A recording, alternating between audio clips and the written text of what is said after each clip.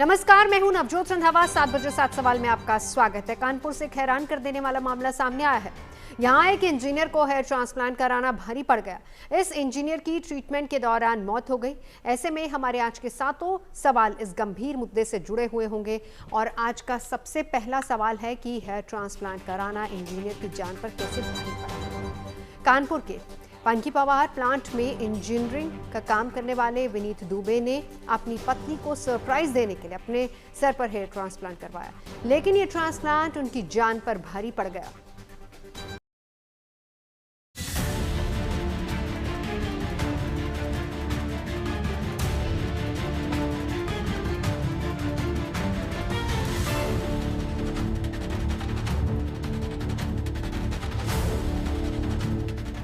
कानपुर में hair transplant कराना एक इंजीनियर को भारी पड़ गया। हेयर ट्रांसप्लांट के दौरान इंजीनियर की तबीयत इतनी बिगड़ गई कि उन्हें अस्पताल में भर्ती कराना पड़ा और इलाज के दौरान उनकी मौत हो गई। ये मामला है कानपुर के पंकी पावर हाउस के इंजीनियर विनीत दुबे का। विनीत दुबे आराम से अपने परिवार के साथ रहते थे। इसी दौरान दुबे ने अपने सिर पर से झड़ते बालों को देखते हुए रावतपुर इलाके में स्थित डॉक्टर अनुष्का तिवारी से संपर्क किया। डॉक्टर तिवारी इस इलाके में एम्पायर के नाम से हेयर ट्रांसप्लांट क्लिनिक चलाती हैं, जिन्होंने विनीत को हेयर ट्रांसप्लांट कराने की सलाह दी। विनीत उसके लिए तैयार भी हो गए। विनीत ने हेयर ट्रांसप्लांट कराने के लिए होली के ठीक पहले की तारीख को चुना। विनीत 12 मार्च को हेयर ट्रांसप्लांट के लिए डॉक्टर अनुष्का तिवारी के इसी क्लिनिक पहुंचे।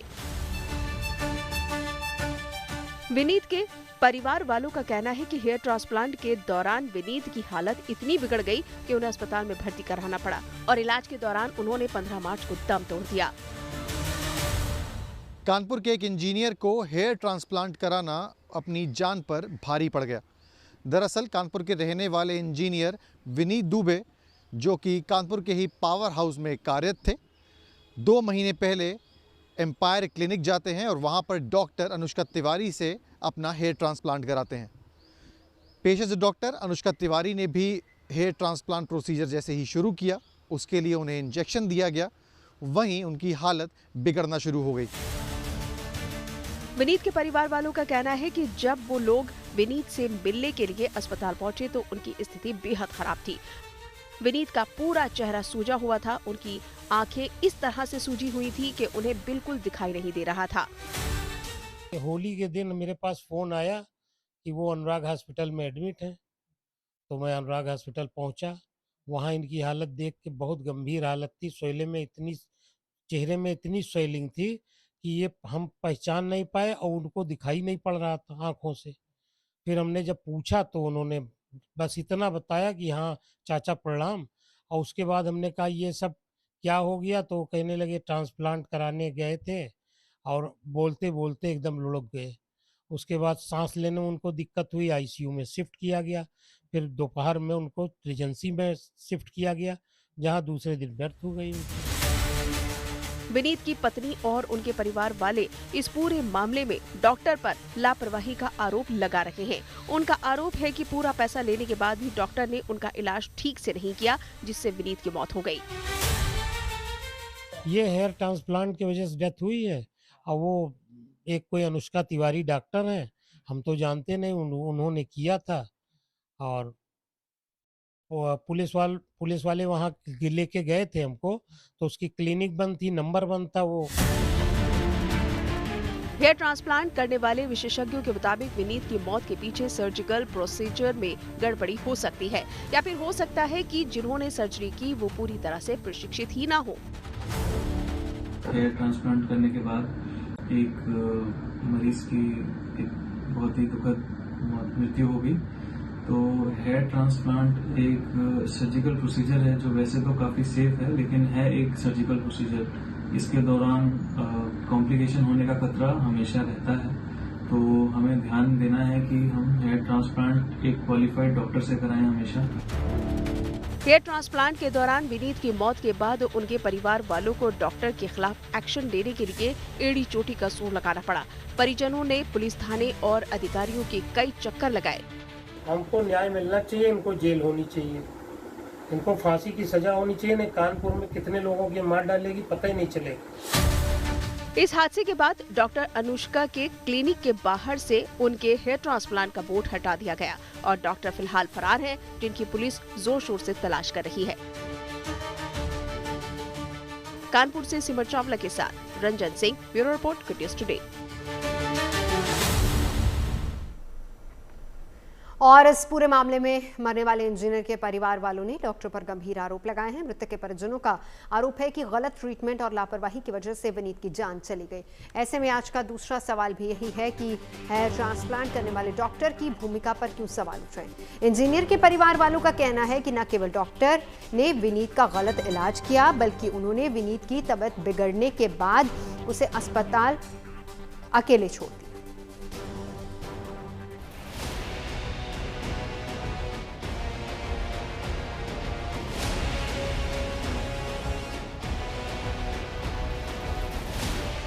हेयर ट्रांसप्लांट के दौरान एक इंजीनियर की मौत से सभी चौंक गए हैं। इंजीनियर विनीत दुबे की मौत के पीछे डॉक्टर की भूमिका पर सवाल उठ रहे हैं।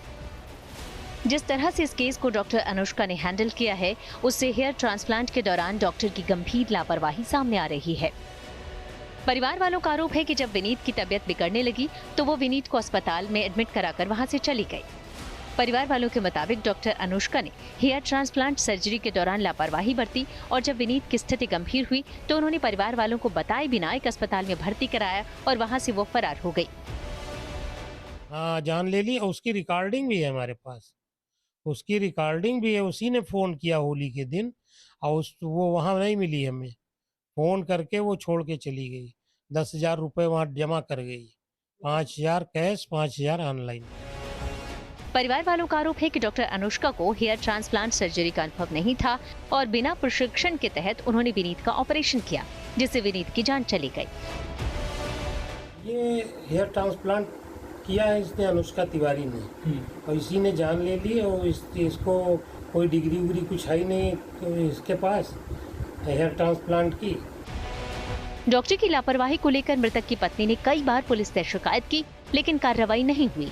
लेकिन जब उनके परिवार वालों ने मुख्यमंत्री पोर्टल पर अपनी शिकायत दर्ज कराई तो घटना के 54 दिन बाद 9 मई को इस केस में एफआईआर लिखी गई। रावतपुर थाना क्षेत्र की एक घटना है जिसमें एक महिला के द्वारा यह शिकायत की गई कि उनके पति की हेयर ट्रांसप्लांट के दौरान उपचार के दौरान उनकी मृत्यु हो गई। इसमें प्रारंभिक जांच की गई थी जिसमें कुछ ऐसे तथ्य मिले जिस पे ये जरूरी लगा कि उस पर विवेचना की जाए। इसके क्रम में एक अभियोग दिनांक 9 को रावतपुर पे डॉक्टर के खिलाफ पंजीकृत किया गया है, जिसमें विवेचना की जा रही है और जो भी साइंटिफिक एविडेंस हैं और अन्य जो साक्ष्य हैं उसको कलेक्ट किया जा रहा है। हेयर ट्रांसप्लांट के दौरान हुई मौत ने सभी को चौंका दिया है। हेयर ट्रांसप्लांट करा चुके लोग हैरान हैं कि आखिर इस प्रक्रिया में मौत कैसे हुई। ऑब्वियसली ये एक शॉकिंग न्यूज़ है क्योंकि आजकल जो डॉक्टर्स हैं काफ़ी क्वालिफाइड हैं, पर हाँ कुछ ऐसे डॉक्टर्स हैं जो ये प्रैक्टिस इलीगली भी करते होंगे। तो शायद अनफॉर्चुनेटली जिनका निधन हुआ है वो शायद उनके पास जाके उन्होंने प्रॉपर जो क्राइटेरियाज होते हैं, जो रिक्वायरमेंट्स होती है, बेसिक रिक्वायरमेंट्स, एक ऑपरेशंस की जो रिक्वायरमेंट्स होती है, शायद उनके पास वो फैसिलिटीज़ भी नहीं होंगी, वो एनवायरनमेंट, वो क्लीनलीनेस, बहुत कुछ चीज़ें होती है एक हेयर ट्रांसप्लांट के लिए, जो कहीं से भी इन्फेक्शन भी हो सकता है। दरअसल हाल के दिनों में बाल झड़ने की समस्या तेजी से बढ़ी है। देश में किए गए एक अध्ययन से पता चला है कि 50 साल की उम्र तक करीब 50% पुरुष और 40% महिलाएं बाल झड़ने की समस्या से जूझ रही हैं। रिसर्च स्टडी में सामने आया है कि 25 वर्ष से कम उम्र के 60% युवा तनाव के बढ़ते स्तर के कारण बालों के झड़ने का अनुभव कर रहे हैं। 25 वर्ष से कम उम्र के लगभग 30% युवाओं को अनियमित नींद के कारण बाल झड़ने की समस्या हो रही है। देश में 25 वर्ष से कम उम्र के 13% युवा कम हो रहे बालों की समस्या से जूझ रहे हैं। लिहाजा बड़ी संख्या में लोग हेयर ट्रांसप्लांट कराने की तकनीक का सहारा ले रहे हैं। लेकिन विशेषज्ञों का मानना है कि हेयर ट्रांसप्लांट के दौरान लोगों को सावधानी जरूर बरतना चाहिए। आप जब भी ट्रांसप्लांट कराने किसी के पास जाएंगे तो 3-4 चीजों का ध्यान रखना। सबसे पहली चीज, वो डॉक्टर जो ऑपरेट करने जा रहा है वो क्वालिफाइड कितना है, उसकी डिग्री क्या है। तो भारतवर्ष में नेशनल मेडिकल काउंसिल ने बोला है कि मेनली प्लास्टिक सर्जन और डर्मेटोलॉजिस्ट ऑथराइज है हेयर ट्रांसप्लांट करने के लिए, प्लस कुछ और डॉक्टर जिनको हेयर रजिस्ट्रेशन का एडिक्वेट एक्सपोजर हो। सेकंड, उस क्लिनिक में क्या आपकी इमरजेंसी ओटी जो ओटी है उसमें इमरजेंसी को डील करने के लिए प्रॉपर इमरजेंसी मेडिसिन है कि नहीं। पुलिस ने इंजीनियर की मौत के मामले में जांच शुरू कर दी है और डॉक्टर अनुष्का से जल्द पूछताछ का दावा किया है। कानपुर से सिमर चावला और रंजय सिंह के साथ नोएडा से Bhupendra Chaudhary, good news today. ये पूरा मामला मार्च का है, लेकिन एफआईआर दर्ज हुई वारदात के करीब 2 महीने के बाद। इस दौरान मृतक इंजीनियर के परिवार वालों ने थाने और पुलिस अधिकारियों के खूब चक्कर लगाए, लेकिन किसी ने भी उनकी बात नहीं सुनी। ऐसे में उन्होंने सीधे मुख्यमंत्री कार्यालय में अपनी गुहार लगाई। हमारा आज का तीसरा सवाल भी इसी से जुड़ा हुआ है कि डॉक्टर के खिलाफ एफआईआर के लिए सीएम ऑफिस को क्यों हस्तक्षेप करना पड़ा। इसके बारे में बता रहे कानपुर से हमारे संवाददाता सिमर चावला। परिवार का आरोप है कि उन्होंने इंजीनियर विनीत दुबे की मौत के बाद क्लिनिक और डॉक्टर अनुष्का तिवारी के खिलाफ पुलिस प्रशासन को एप्लीकेशन सौंपी, जिसमें उन पर मुकदमा दर्ज करके कार्रवाई करने की बात कही गई। लेकिन कई दिन बीत जाने के बाद भी पुलिस ने एप्लीकेशन पर कोई भी कार्रवाई नहीं करी और ना ही किसी तरीके का मुकदमा दर्ज किया, जिसके बाद मजबूरन उन्हें उत्तर प्रदेश सीएम पोर्टल का सहारा लेना पड़ा और वहां पर पैरवी करनी पड़ी। जब सीएम पोर्टल से एक आख्या पुलिस से मांगी गई तो फिर 9 मई को रावतपुर थाने में डॉक्टर अनुष्का तिवारी के खिलाफ मुकदमा दर्ज किया गया। पत्नी का आरोप है कि वो 12 मार्च को अपने मायके गई थी, जब उनको पूरी इस प्रकरण की जानकारी दी गई कि उनके पति की हालत ख़राब हो गई है, वो भी डॉक्टर द्वारा पहचान बदलकर। जब वो यहाँ पर वापस लौटी तो उनके पति की गलत इंजेक्शन देने के कारण मौत हो गई थी। भाग दौड़ की गई, लेकिन पुलिस ने उनका साथ नहीं दिया। फिलहाल उत्तर प्रदेश मुख्यमंत्री कार्यालय के हस्तक्षेप के बाद इस पूरे मामले में मुकदमा दर्ज कर लिया गया है और आगे की कार्रवाई जारी है। और इस मामले में एफआईआर दर्ज होने के बाद पुलिस ने जांच शुरू कर दी है, लेकिन जब पुलिस ने आरोपी डॉक्टर को पूछताछ के लिए बुलाया तो डॉक्टर पुलिस के सामने नहीं पहुंची। हमारा आज का चौथा सवाल भी यही है कि आरोपी डॉक्टर के खिलाफ क्या कार्रवाई कर रही है पुलिस की जांच और एक्शन के बारे में बता रहे हैं हमारे संवाददाता सिमर चावला। पुलिस ने इस पूरे मामले में डॉक्टर अनुष्का तिवारी के खिलाफ मुकदमा दर्ज करके जांच शुरू कर दी है। वहीं परिवार का आरोप है कि डॉक्टर अपना क्लिनिक बंद करके बाहर से ताला मारकर फरार हो गई है और किसी भी तरीके की कॉल्स का जवाब नहीं दे रही है। वहीं पुलिस की बात करें तो जो नोटिस अनुष्का तिवारी और उनके क्लिनिक को दिया गया था उसका अभी तक कोई जवाब नहीं आया है और ना ही डॉक्टर की तरफ से अभी तक कोई पक्ष रखा गया है। पुलिस इस पहलू पर भी जाँच कर रही है कि क्या डॉक्टर के पास हेयर ट्रांसप्लांट जैसी सर्जरी करने की अनुमति या फिर डिग्री है या नहीं। फिलहाल जांच जारी है और साक्ष्यों को इकट्ठा करा जा रहा है और पुलिस का कहना है कि आने वाले समय में स्टेटमेंट रिकॉर्ड करके इस पूरे मामले में आवश्यक कार्रवाई की जाएगी। इंजीनियर की मौत के पीछे डॉक्टर की लापरवाही और उसका अप्रशिक्षित होना बताया जा रहा है। हाल के दिनों में जिस तरीके से हेयर ट्रांसप्लांट के मामले बढ़े हैं, उससे ऐसे डॉक्टर से सर्जरी कराना खतरनाक हो सकता है। हमारा आज का 5वां सवाल भी यही है कि बिना प्रशिक्षण हेयर ट्रांसप्लांट कितना खतरनाक है। इसके बारे में बता रहे hair transplant surgeon doctor Gaurang Krishna. Doctor की तरफ से जो ऑपरेटिंग टीम है और जो पेशेंट है, दोनों ही की तरफ से बहुत ज्यादा सावधानियां करनी चाहिए। हेयर ट्रांसप्लांट सुनने में, देखने में, जैसे आपने कहा यूट्यूब पे अगर आप देखें तो सिंपल लगता है, एक तरफ से बाल निकालना दूसरी तरफ लगा देना, बट ये इतना सिंपल नहीं है। बहुत ज्यादा इंट्रिकेट प्रोसीजर है। इसमें हम लोकल एनेस्थीसिया का यूज करते हैं, सर्टेन इंजेक्शंस का यूज करते हैं, कुछ केमिकल्स का यूज करते हैं, जो एक with in safety limit use करेंगे तो ये सेफ है। लेकिन उसको अंधी तरह से, अंधाधुंध, विदाउट एनी सुपरविजन अगर हम प्रॉब्लम करते हैं, तो जो शायद कानपुर में ये प्रॉब्लम आई थी, anaesthesia overdosing, anaesthesia toxicity, infection हो जाना, तो ये शायद अगर ध्यान रखा जाता तो शायद ये अवॉइड किया जा सकता था। तो हमारी तरफ से जो ध्यान देने वाली चीजें होती हैं वो नंबर 1 कि जिस रूम में, जिस ओटी में, ऑपरेशन थिएटर में जहां ट्रांसप्लांट हो रहा है, जहां ये प्रोसीजर हो रहा है, उसकी स्टेरिलिटी, उसका जो साफ सफाई है वो बहुत इंपॉर्टेंट है। Bacterial growth, fungal growth, viral growth ये इन जगहों पे नहीं होनी चाहिए, उसका खास तौर से ध्यान रखा जाता है। जो इक्विपमेंट हम यूज कर रहे हैं वो अधिकतर डिस्पोजेबल हो, ताकि एक किसी पेशेंट का यूज किया हुआ इक्विपमेंट किसी और पेशेंट में यूज ना किया जाए, और अगर करना भी है तो प्रॉपर तरह से स्टेरलाइज, ऑटोक्लेव्ड हो, ताकि क्रॉस इन्फेक्शन ना हो।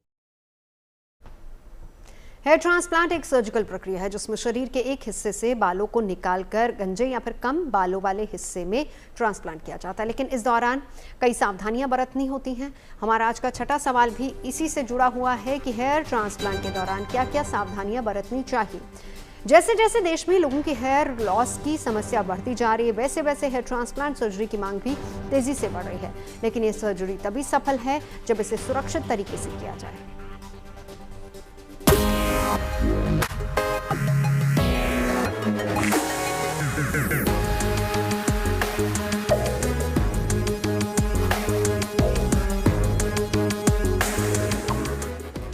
फैशन के दौर में बाल लोगों की जरूरत बनते जा रहे हैं। आज के समय में अच्छे लुक का क्रेज इतना ज्यादा है कि लोग कॉस्मेटिक सर्जरी की ओर आकर्षित हो रहे हैं। महिलाओं से लेकर पुरुष तक हर कोई अपने लुक को और बेहतर करने के लिए सजग है। यही वजह है कि लोग स्किन ट्रीटमेंट से लेकर हेयर ट्रांसप्लांट कराने में जरा भी नहीं हिचकते। लोगों में बढ़ते इस क्रेज की वजह आजकल हर गली कूचे में कॉस्मेटिक सर्जरी से लेकर हेयर ट्रांसप्लांट की दुकानें खुल गई है। ऐसे में सवाल ये है कि आखिर हेयर ट्रांसप्लांट है क्या? तो सबसे पहले आपको बताते हैं, हेयर ट्रांसप्लांट एक सर्जिकल प्रक्रिया है जिसमें शरीर के एक हिस्से से बालों को निकालकर गंजे या कम बालों वाले हिस्से में ट्रांसप्लांट किया जाता है।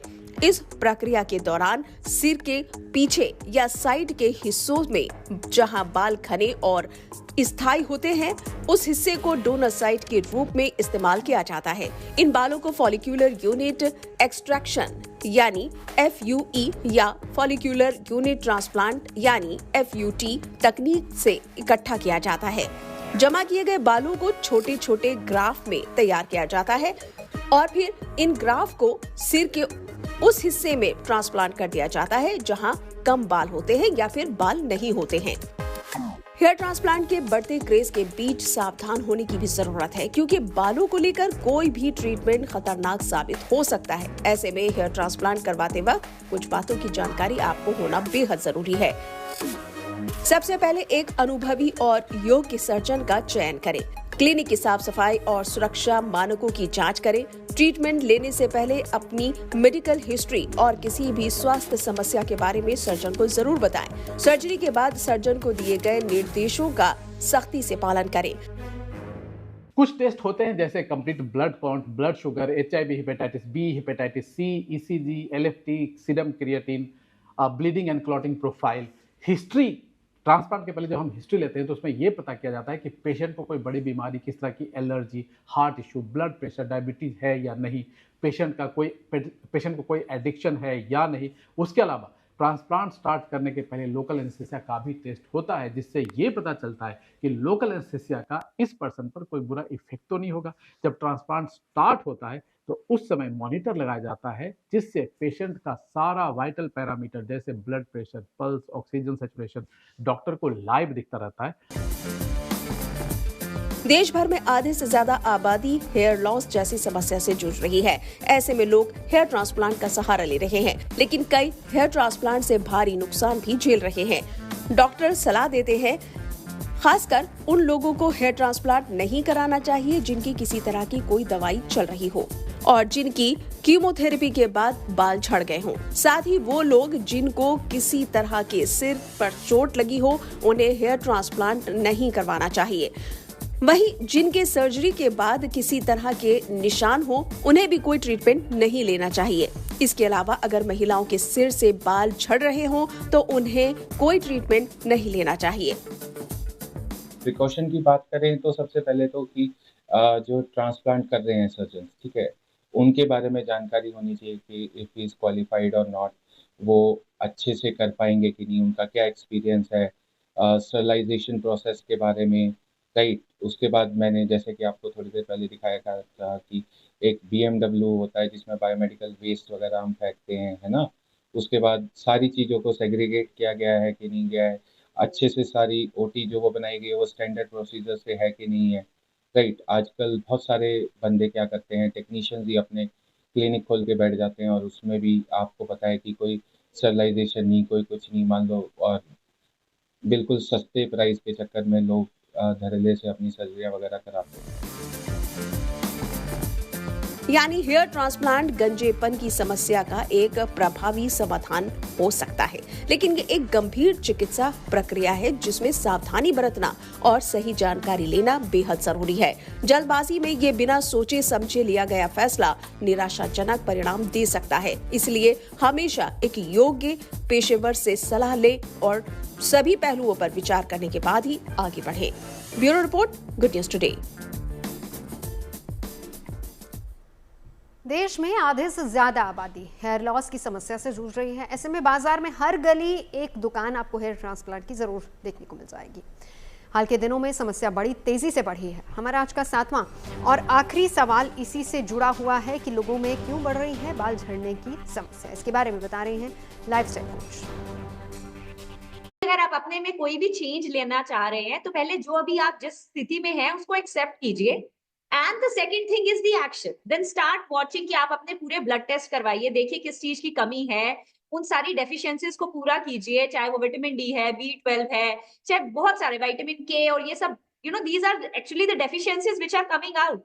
और उसके बाद आपकी लाइफ में स्ट्रेस कितना है, main cause is your lifestyle, the way you are sleeping, आपकी बॉडी रिकवर भी कर रही है रात को कि नहीं, और कितने दिन ऐसे आप रहते हैं कि आप रात को 10 बजे से बाद सोते हैं और सुबह आप जल्दी नहीं उठते हैं। तो ये आपका एक लाइफस्टाइल का, अगर आपका लाइफस्टाइल सही नहीं है तो ये उसका एक डिसएडवांटेज है जो आपको झेलना पड़े। अगर वो चाहे वो ग्रेइंग हो, चाहे वो हेयर फॉल हो, चाहे वो बैड स्किन हो, अगर आप एक प्रॉपर लाइफस्टाइल, हेल्दी लाइफस्टाइल नहीं जी रहे हैं तो you will have all these negatives coming out. 7 बजे 7 सवाल में अभी के लिए बस इतना ही। देश और दुनिया की तमाम अच्छी खबरों के लिए आप देखते रहिए गुड न्यूज टुडे।